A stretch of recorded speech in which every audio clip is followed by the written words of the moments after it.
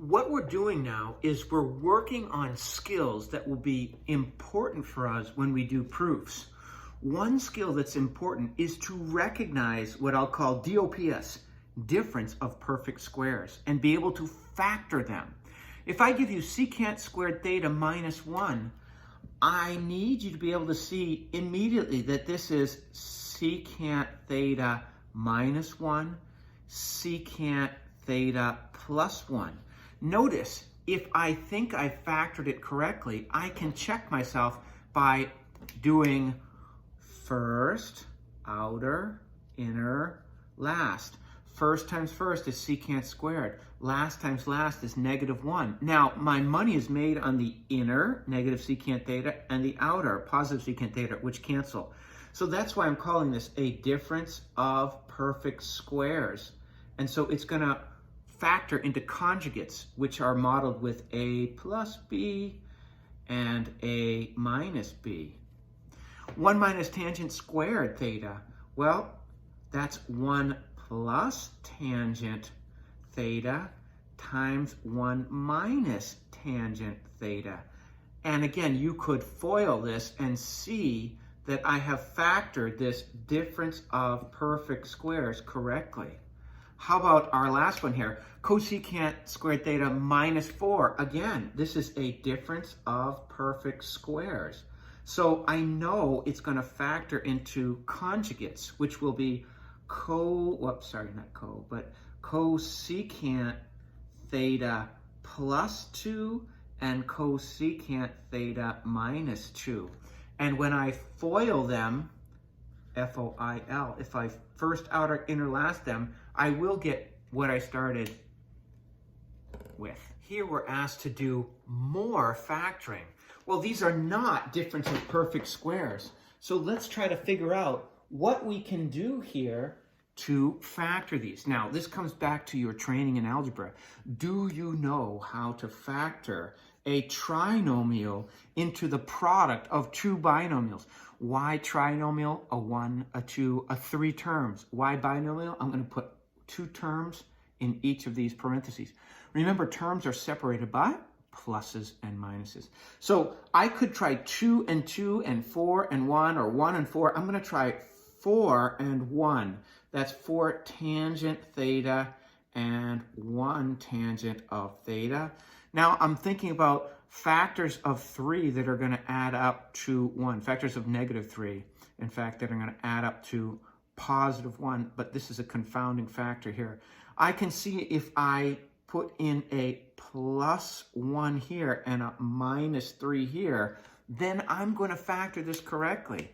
How can I check? FOIL. Let's see. First times first is 4 tangent squared. Last times last is -3. Well, first and last are easy. This is where your money is made. Let's see. Outer, 4 tangent theta minus 1 tangent theta is 1 tangent theta. So we've done it right. How do I know? I just checked it with foiling. Next one. Cotangent squared theta plus 7 cotangent theta plus 10. Notice, by the way, our first term was squared. Our first variable, we'll call tangent theta a variable. Our first variable was squared, and this was to the first power. If this is double this is to the first power, then you've got a shot at factoring it. If this is not double this, there's no way to factor it. But at least I've got a fighting chance. Well, cotangent theta times cotangent theta is the only way to get cotangent squared theta. Now I'm thinking about factors of 10 that add up to 7. Oh, that's easy. +5 and +2. I think I've got it right. Let me check by foiling. First times first, cotangent squared. Last times last, +10. Easy. This is where my money is made. The OI of FOIL right here. +5, +2, got 7. I've done it right. So I can always check myself. Did I factor this correctly? Yeah, just FOIL it and see. Here, the only way to get 3 sine squared theta is to do 3, well, I won't say the only way to do it, but a very convenient way would be 3 sine theta and sine theta. Now, I'm thinking about how do I multiply to 7. And then when I do my outer inner, I get negative 20. Well, I can see if I put a negative 7 here, when I do my outer, I get negative 21 and a plus 1. I think that's going to work. Let's see. 3 sine theta times sine theta is first worked out. Plus 1 times 9 is 7, minus the last worked out. The Oi of FOIL gives us negative 21 plus 1 is negative 20. By golly, I got that one right as well. Often, it helps to factor an expression if we write it in terms of just one trig function. Look at the task that we've been detailed with. Cosecant squared x minus cotangent x minus 3. Oh, sugar. These two are different trig functions. But wait. I do know, this is what I know.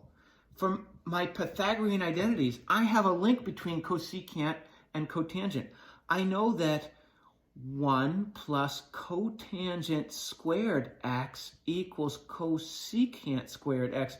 Notice, because the problem was in the angle of x, I kept the angle x. We take cotangent of an angle, cosecant of an angle. So if I want to substitute for this cosecant, anytime I see cosecant, I can write 1 minus cotangent x. So this problem becomes whatever cosecant squared is equal to minus cotangent x minus 3. And I'm not taking this equal sign lightly. They are equivalent. So whenever I see cosecant squared, I can write 1 plus cotangent squared x. So this will give us, if we do 1 minus 3, I'm left with cotangent squared x minus cotangent x, and 1 minus 3 is minus 2. So now there's a trinomial, a 1, a 2, 3 terms. I want to factor it into the product of two binomials. How do I get cotangent squared? Cotangent x times cotangent x. Notice I never forget that angle. Now I'm thinking about factors of negative 2 that add up to negative 1, a negative 2, and a plus 1. I think I've got it right. How can I check? Of course, FOIL. Cotangent times cotangent is cotangent squared. Good. First works out. 1 times negative 2 is negative 2. Now here's where my money is made. The Oi of FOIL. Negative 2 cotangent plus cotangent is negative 1 cotangent. So by golly, I've got it right.